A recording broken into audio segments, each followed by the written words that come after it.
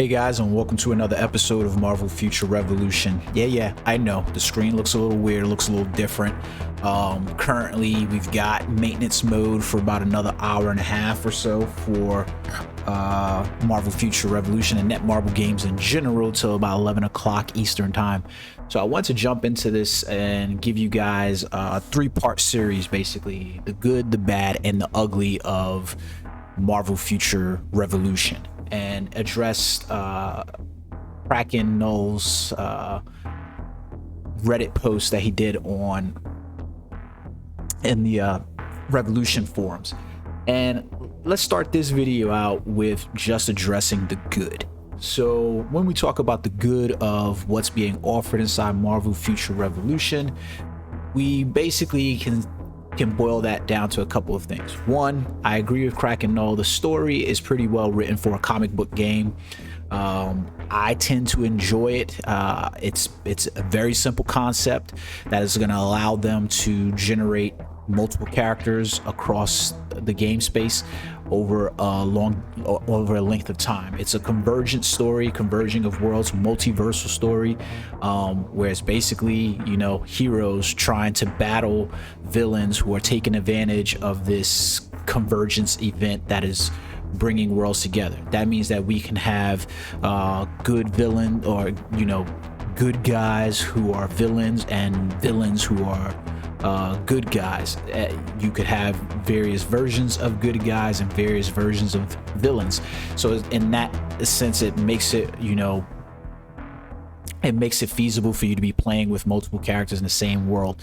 So it's pretty, in terms of, look, if you were expecting Martin Scorsese and you were expecting Goodfellas, The Shining, or something like that, you're probably looking in the wrong area. I wouldn't watch a kaiju film and expect anything more than kaiju fighting each other. So be prepared for what you're coming to get. You came here for a comic book story to play comic book superheroes, and in that essence you got a comic book story, and it serves its purpose in order to get you playing as these characters, which leads into the next point. The good part about these games is the characters. The character models are amazing. They are absolutely stellar looking for a mobile game. I think the graphics inside this game, especially on the character models, would hold up in any PS4 title, any online version of a game for PC. I think it would do justice on a console. So that's one of the positives. Another one of it is the character models. The way the characters feel, they feel true to the characters form. When you're playing Doctor Strange, you really do feel like you're in command of the Sorcerer Supreme. When you're playing Iron Man, you feel like you're flying around in an iron suit with the repulsor rays, laser attacks, and so forth. When you're playing like Captain America, you feel like the tank that you want Captain America to feel like.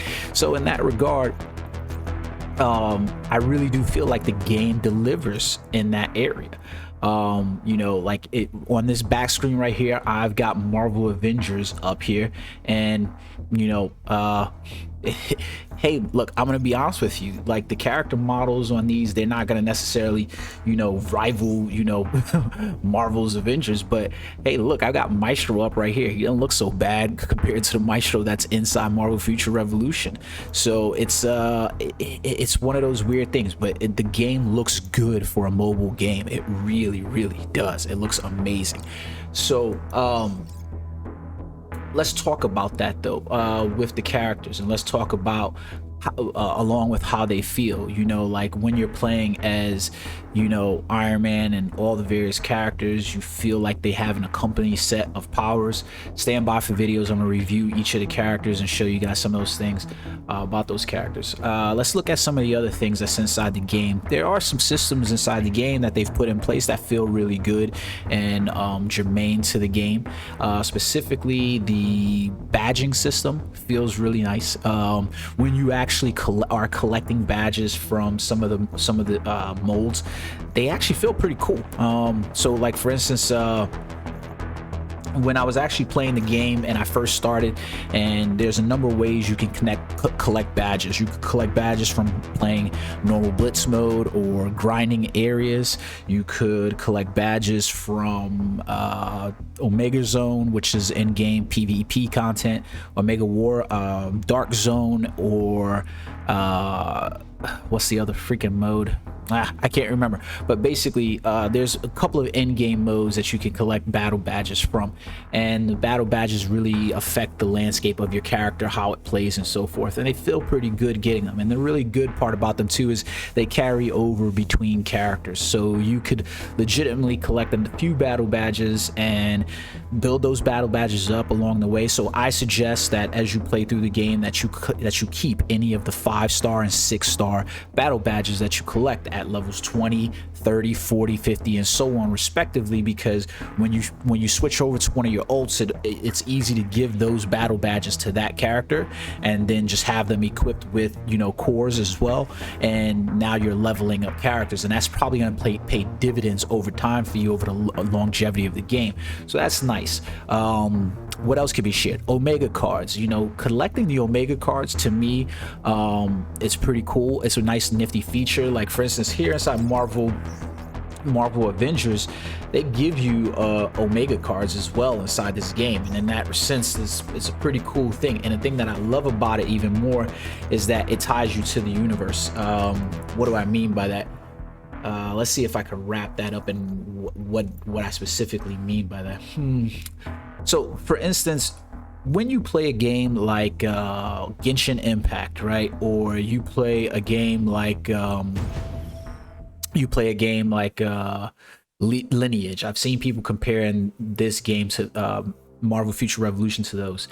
There's no actual bonding to the characters, meaning you play whatever character that they've surmised they're OG characters, and you don't really have a bond to those characters. Whereas opposed to like some of these Marvel Universal characters, we've formed attachments and bonds to some of our favorite characters. You know, like this Marvel Avengers is a perfect thing to could surmise what you could expect with Marvel Future Revolution. When we play like Marvel's Avengers, for instance, has had a tumultuous first year, but coming out of that first year, even now, you have players constantly coming back to the game as new content gets released and new heroes get released and new story content gets released, because we want to see these characters. We want to see them shine. We want to play as these characters, and we want to have their powers feel like their powers. So Black Panther's about to get released, and therefore we're really amped about it. So it's one of those things you want to see it. There's nothing wrong with that. It's one of those things that I kind of generally take away from it, that I go, I really like that. So so when you look at the game, right, and you say, what does the game offer me in terms of that? It's going to offer you those. When you start seeing character models for Red Goblin, you start seeing character models for Bullseye and Moon Knight and Loki and, you know, Sif and all of these other characters in the world, it gives you inspiration that, you know what, and hope that these characters are going to come to the game, you know, that there be playable characters later down the road. You see Thor in there, you know Thor's an Avenger. No way in the world that Marvel's not going to include Thor inside a game. Like, come on, for real. I mean, we got Thor inside Marvel's Avengers. So there's a sense of connection to these characters that you don't have in other games. In that respect, I don't believe that there's going to be a problem with longevity inside this game, so long as, you know, Netmarble carries the torch properly. So in that aspect, I agree with Kraken Null about the things that he's estimating the characters to be. The comic cards, like I said, for me anyways, if you're a comic book reader anyways, I think the comic cards are something that kind of endear you to the characters as well, specifically because I kind of like seeing those comic cards. You know, they bring back memories for me anyways about, like, you know, the times when I was reading comic books and seeing those things. I don't know, maybe that's just me, but I'm pretty sure it can't just be me. There's no way it can be me. Like Marvel Avengers instituted that inside their game pretty well, where you can see some of the very same comic cards that we have inside the other games, and it's pretty cool to me. Like if I was to click on any one of these cards inside here, I can see, you know, hey, look, I got publication dates and I've got, you know, artists and information, and I can go through here and yeah, just being able to collect some of these comic cards. Like I still actually have this Thor right here, Thor #1 by J. Michael Straczynski and Olivier Coipel and Mark Morales and Laura Martin. And guess what? I have those signed by the artist. that's amazing to me. So it creates a sense of connection to me, because I remember reading that story when Thor first came back after, his so many year hiatus, and so I think in a sense those are the good things that the game takes away. They have some amazing features that make you feel really good about them. I really like the squad system, the squad rank system. I think it's really, really good if implemented right and it works. And I love to see where it's going to go down the road in terms of new characters getting implemented. Having a base overall stat applier that goes to all your characters is really good. Now, I do feel like that could have been, wrapped up in some of the other systems like the comic cards, and those could have been done in the same way they did them inside Marvel Future Fight. But which brings me to my last point for this. If you've played Marvel Future Fight, the game feels